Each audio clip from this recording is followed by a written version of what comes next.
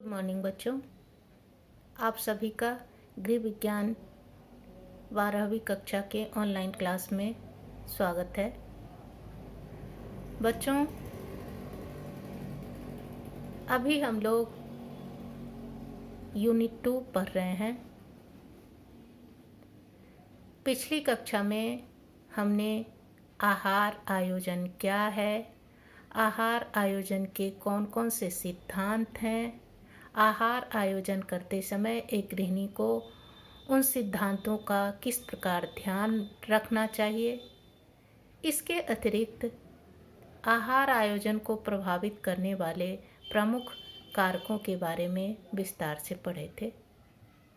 आज हम लोग यूनिट 2 का चैप्टर 2 शुरू करने जा रहे हैं, जिसका शीर्षक है परिवार के लिए आहार आयोजन,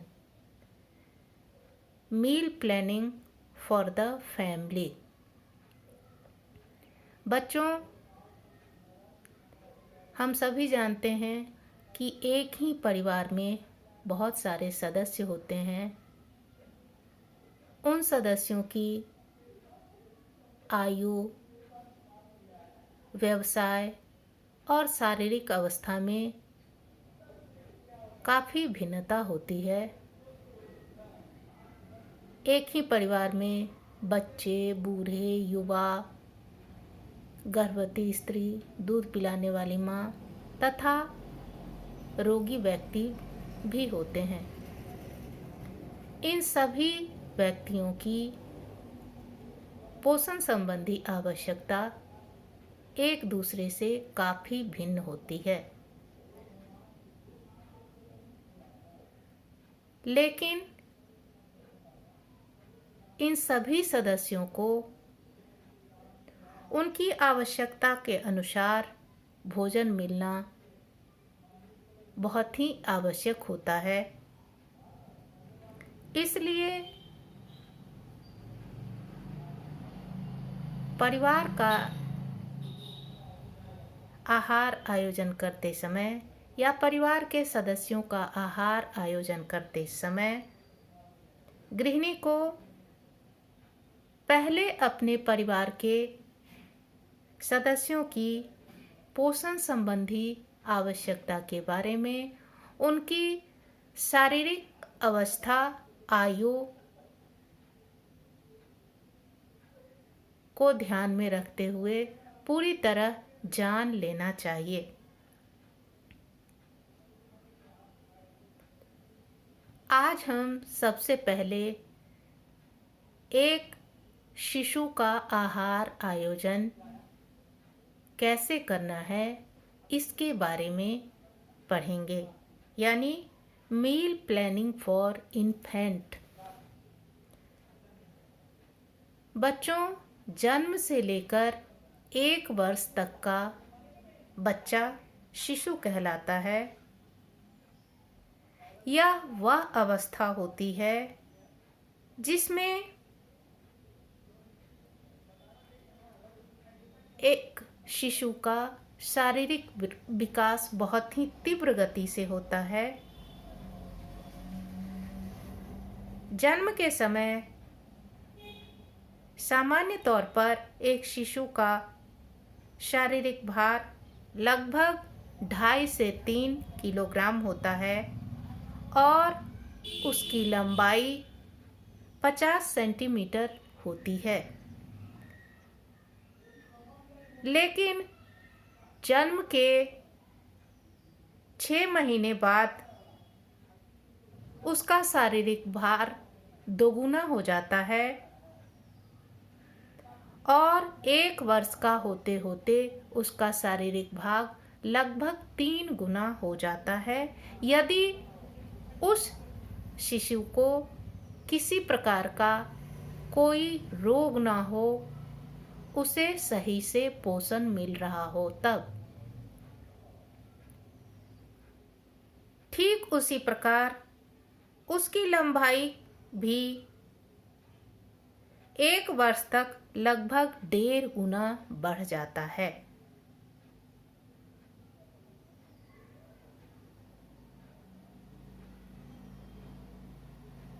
इस अवस्था में शिशु के रक्त में हेमोग्लोबिन की मात्रा भी अधिक होती है।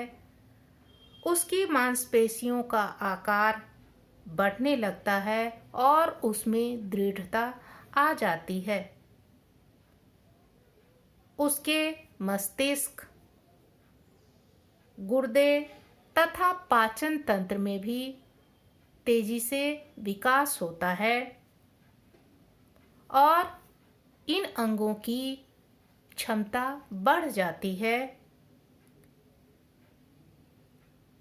इस शारीरिक वृद्धि को सुचारू रूप से आगे बढ़ाने के लिए और उसे स्वस्थ रखने के लिए उसके दैनिक आहार की भूमिका बहुत ही महत्वपूर्ण होती है।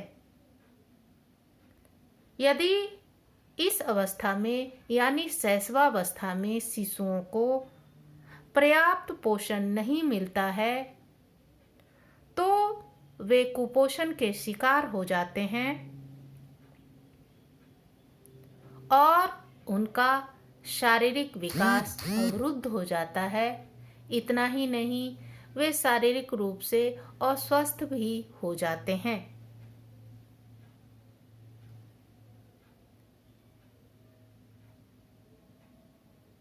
शिशु के दैनिक आहार में जिन पोषक तत्वों का होना आवश्यक है और उसकी जितनी मात्रा होनी चाहिए वह इस प्रकार से है।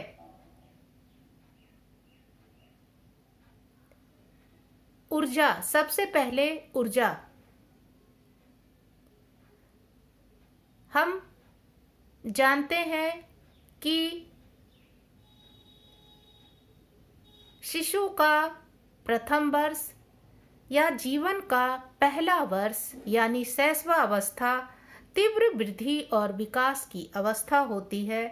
अतः इस आयु में एक शिशु को भी ऊर्जा की अधिक आवश्यकता पड़ती है।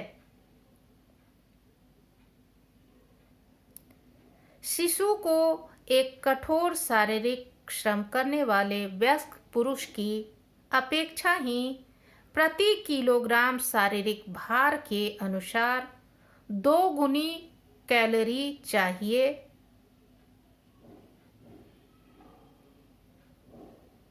यह मात्रा कम से कम जन्म से लेकर 6 महीने तक अधिक होती है। उसके बाद प्रोटीन। शिशु के शारीरिक वृद्धि और विकास के लिए उसके मांसपेशियों की मजबूती और दृढ़ता के लिए उसके दैनिक आहार में प्रोटीन का होना बहुत ही आवश्यक है, क्योंकि एक शिशु के शरीर के ऊतकों का विकास तीव्र गति से हो और सही से हो, इसके लिए प्रोटीन की आवश्यकता होती है।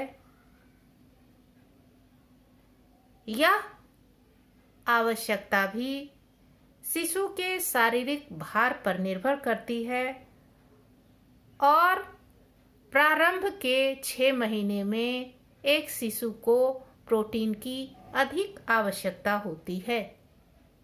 इसके बाद खनिज लवण।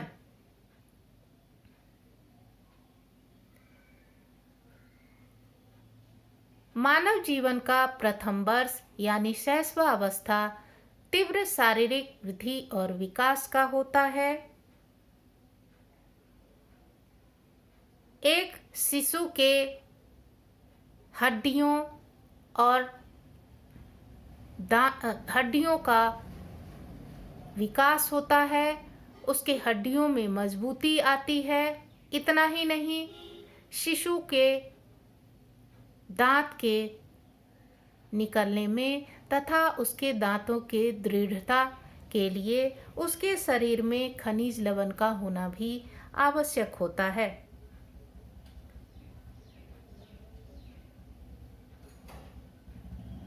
इतना ही नहीं, शिशु के शरीर में रक्त की पर्याप्त मात्रा बनाए रखने के लिए भी उसके आहार में खनिज लवण युक्त भोज्य पदार्थ होना चाहिए।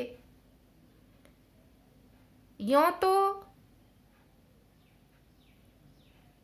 शैशवावस्था में शिशु मुख्य रूप से माता के दूध पर आश्रित होते हैं, यानी एक शिशु का मुख्य भोजन माता का दूध होता है।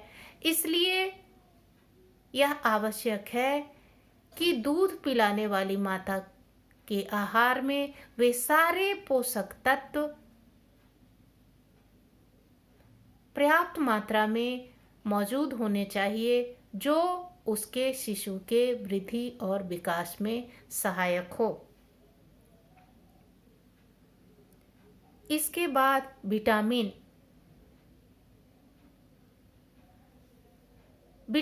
का मुख्य कार्य शरीर को रोग प्रतिरोधक क्षमता प्रदान करना तथा शरीर को रोग मुक्त रखना होता है।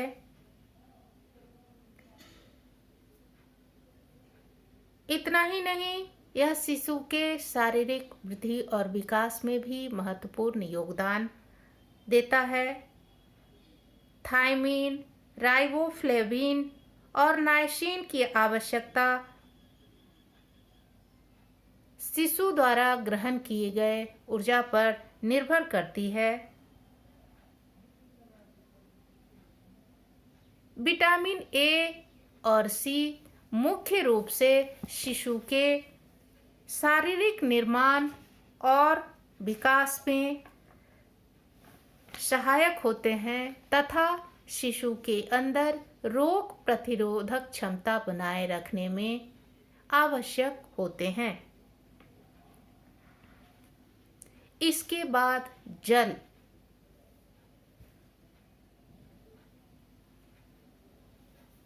साधारण तौर पर एक शिशु को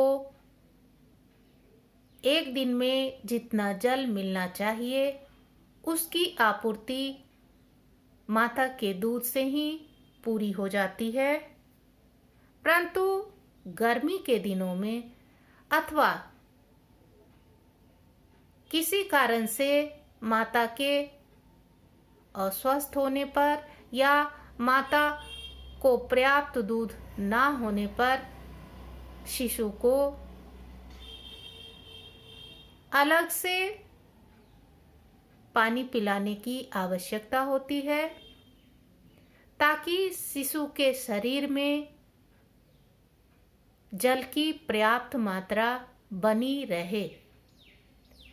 हम शिशु को जो भी पानी पिलाएंगे उसको अच्छे से स्वच्छ तरीके से उबालकर और उसको ठंडा करके उसके बाद उसको छानकर तब पिलाएंगे।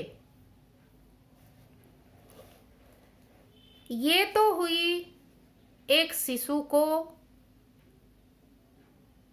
किन किन पोषक तत्वों की आवश्यकता होती है इसके बारे में हमने चर्चा किया, यानी एक शिशु के दैनिक आहार में ऊर्जा, प्रोटीन, खनिज लवण तथा विटामिन की पर्याप्त मात्रा होनी चाहिए, क्योंकि ये तत्व न सिर्फ उसके शारीरिक वृद्धि और विकास में सहायक होते हैं बल्कि उसके शरीर को रोग मुक्त रखते हैं तथा शरीर के अंदर रोग प्रतिरोधक क्षमता बनाए रखते हैं।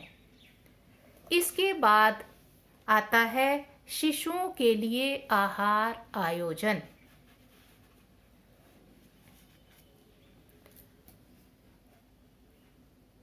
जैसा कि ऊपर के चर्चा से यह स्पष्ट हो जाता है कि शैशवावस्था में शिशु के पोषक तत्वों की आवश्यकता काफ़ी अधिक होती है, परंतु इन पोषक तत्वों की आपूर्ति उसे किस प्रकार से की जाए, इसके लिए यह आवश्यक है कि शिशु का आहार आयोजन सोच समझकर ध्यान से करना चाहिए। साधारण तौर पर शिशु को दिया जाने वाला पहला आहार मां का दूध होता है। यदि एक शिशु को प्रारंभ के 6 महीने तक औसतन 850 मिलीलीटर मां का दूध मिलता है, तो उसकी पोषण संबंधी आवश्यकता की पूर्ति आसानी से हो जाती है।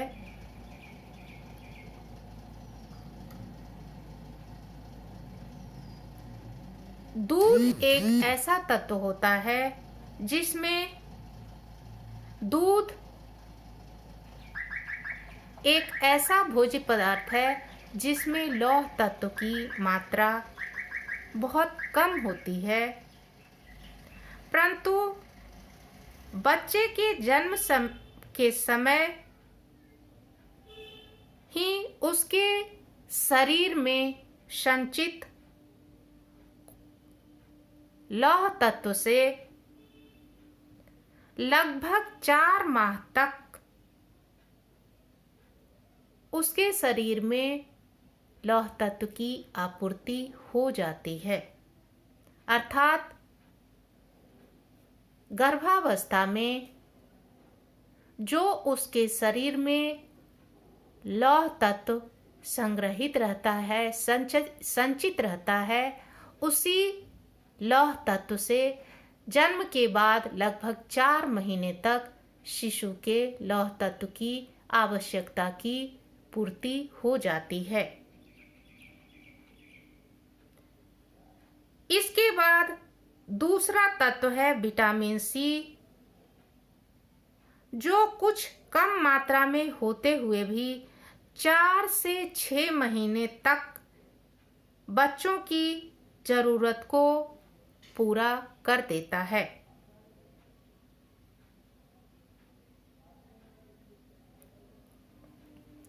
छह महीने के बाद एक शिशु के लिए माता का दूध ही उसकी पोषण संबंधी आवश्यकता को पूरा करने के लिए पर्याप्त नहीं होता है, क्योंकि आयु बढ़ने के साथ साथ उसकी पोषण संबंधी आवश्यकता भी बढ़ जाती है। अतः उसकी पोषण संबंधी आवश्यकता को पूरा करने के लिए हमें माता के दूध के अतिरिक्त शिशु को अन्य आहार देने की भी आवश्यकता पड़ती है।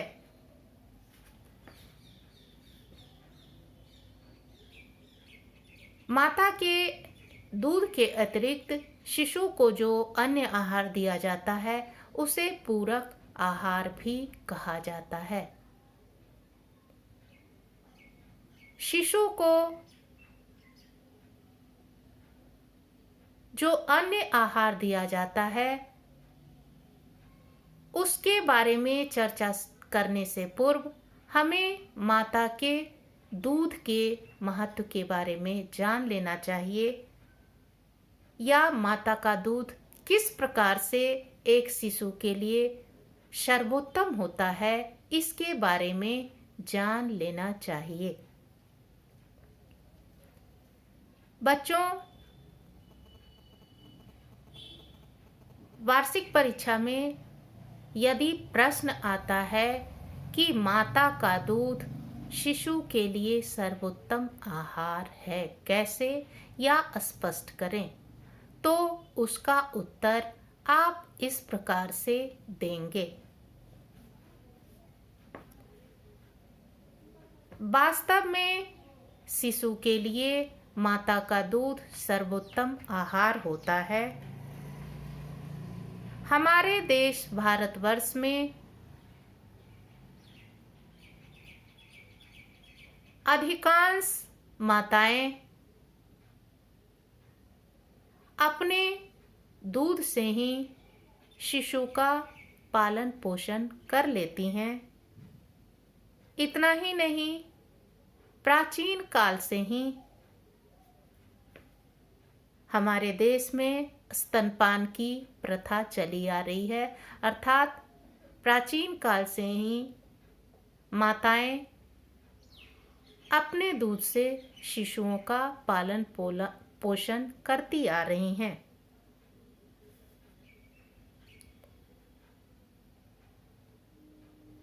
प्रसव के तुरंत बाद यानी शिशु के जन्म के तुरंत बाद माता के स्तन से 3-4 दिनों तक साफ पीला गाढ़ा द्रव्य निकलता है, जिसे नव दूध या कोलेस्ट्रम कहते हैं। यहाँ भी 1 नंबर का प्रश्न पूछा जा सकता है कि कोलेस्ट्रम या नव दूध किसे कहते हैं, तो आपका उत्तर होगा प्रसव के तुरंत बाद या शिशु के जन्म के तुरंत बाद 3-4 दिनों तक माता के स्तन से गाढ़ा पीला द्रव निकलता है, जिसे कोलेस्ट्रम या नव दूध कहते हैं। यह दूध प्रत्येक माता को अपने शिशु को अवश्य पिलाना चाहिए क्योंकि यह दूध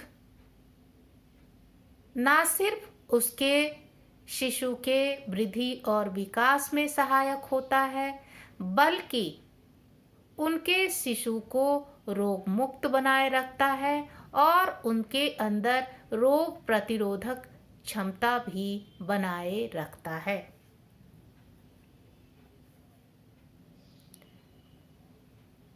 यह दूध या माता का दूध एक शिशु के लिए क्यों आवश्यक है,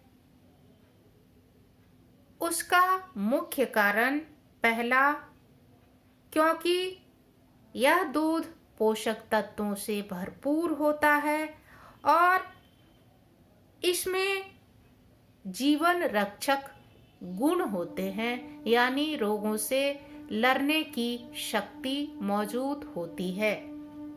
दूसरा, कोलेस्ट्रम में रोग प्रतिरोधक तथा श्वेत रक्त कणिकाओं की मात्रा काफी अधिक होती है, जो नवजात शिशु की संक्रमण से रक्षा करती है। अर्थात माता के स्तन से निकलने वाला नव दूध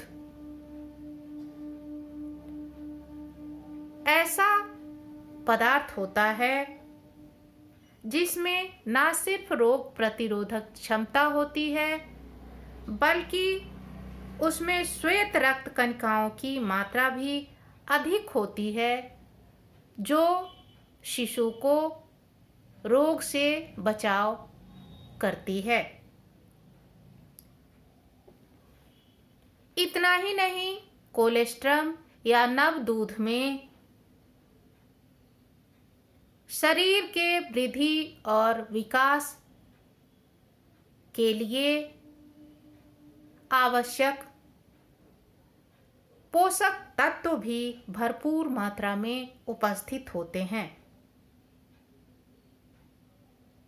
अतः इन सारे कारणों को देखते हुए हम कह सकते हैं कि कोलेस्ट्रम एक शिशु के लिए बहुत ही आवश्यक होता है और प्रत्येक माता को अपने शिशु को अपना यह दूध यानी नवदूध अवश्य पिलाना चाहिए।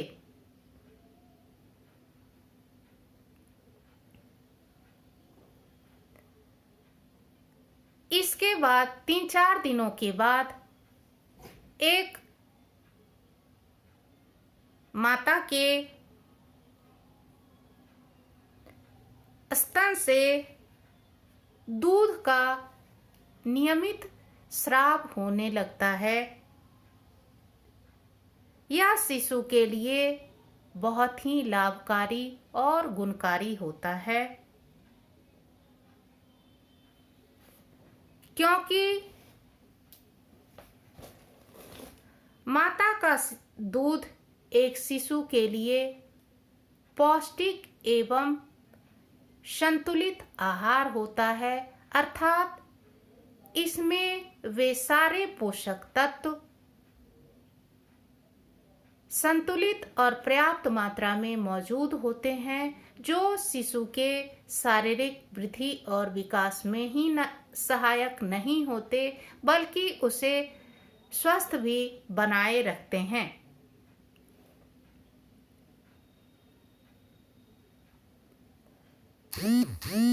माँ का दूध ऐसा दूध होता है जो एक शिशु के पाचन तंत्र के अनुकूल होता है, अर्थात एक शिशु माता के दूध को आसानी से पचा लेता है।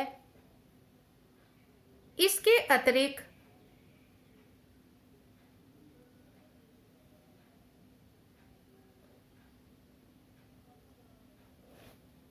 हम यह भी देखते हैं कि जब जन्म के समय शिशु का पाचन तंत्र कमजोर होता है, तो उस समय माता का दूध पतला होता है। लेकिन जैसे जैसे शिशु की आयु बढ़ती है, उसके पाचन अंगों में अथवा अन्य अंगों में परिपक्वता आती है, पौष्टिकता आती है, दृढ़ता आती है। माता का दूध भी गाढ़ा होते जाता है और माता के दूध की मात्रा भी बढ़ने लगती है।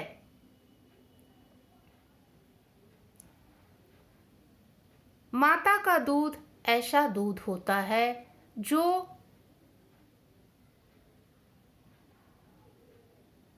किसी प्रकार के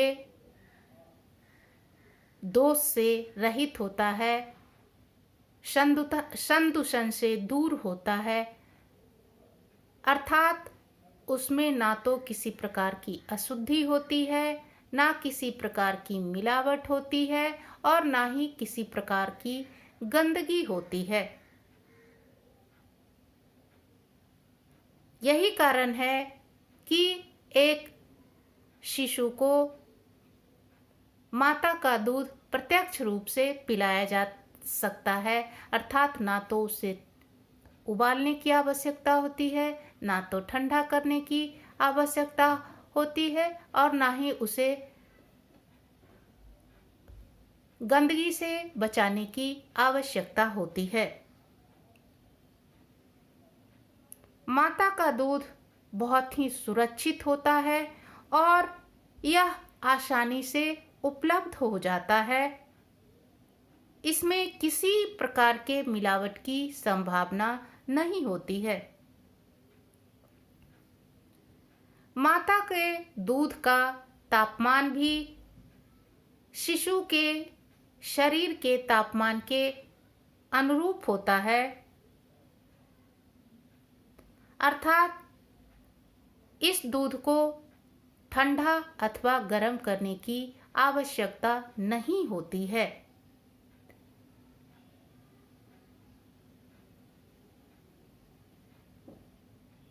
हमारा देश भारतवर्ष एक ऐसा देश है जहां अधिकांश आबादी गरीब है, जहाँ की माताएं अपने शिशु को खरीदकर दूध नहीं पिला सकती हैं। ऐसे में माता का दूध एक ऐसा दूध होता है जो आर्थिक रूप से भी सहज उपलब्ध होने वाला होता है, अर्थात माता के दूध को खरीदने की आवश्यकता नहीं होती है। कोई भी माता आसानी से इसे अपने शिशु को पिला सकती है और अपने शिशु का भरण पोषण कर सकती है।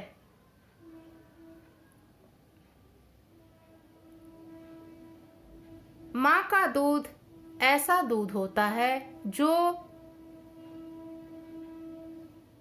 शिशु को संक्रमण और भोजन से होने वाले एलर्जी से भी बचाता है।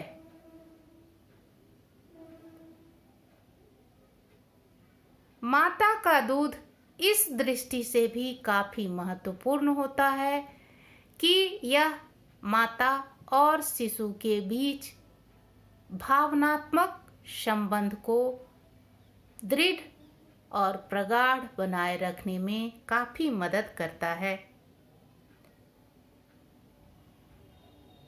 जब एक माँ अपने बच्चे को अपने स्तन से दूध पिलाती है तो वह शिशु अपने आप को काफी सुरक्षित महसूस करता है, अपने माता से भावनात्मक रूप से अपने आप को जुड़ा हुआ काफी महसूस करता है।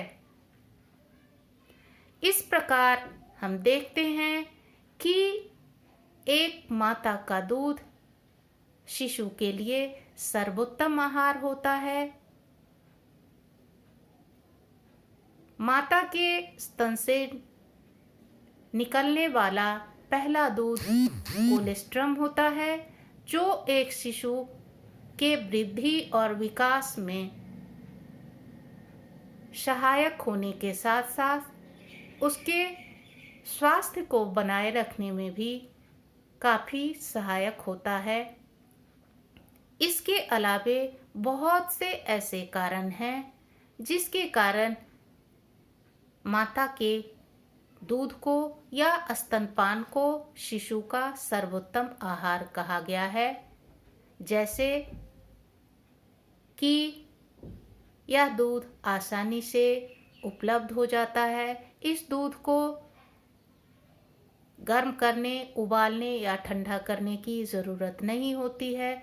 माता कहीं भी इसे अपने शिशु को पिला सकती है। इस दूध में किसी प्रकार के संदूषण या दोष होने की संभावना नहीं होती है। इतना ही नहीं, यह आर्थिक दृष्टि से भी एक माँ के लिए बहुत ही उपयोगी होता है, अर्थात अपने शिशु के लिए उसे किसी प्रकार का दूध खरीदना नहीं पड़ता है। इतना ही नहीं, स्तनपान कराने से एक माता तथा शिशु के बीच में भावनात्मक संबंध बन जाता है। शिशु अपने आप को काफी सुरक्षित महसूस करता है। धन्यवाद।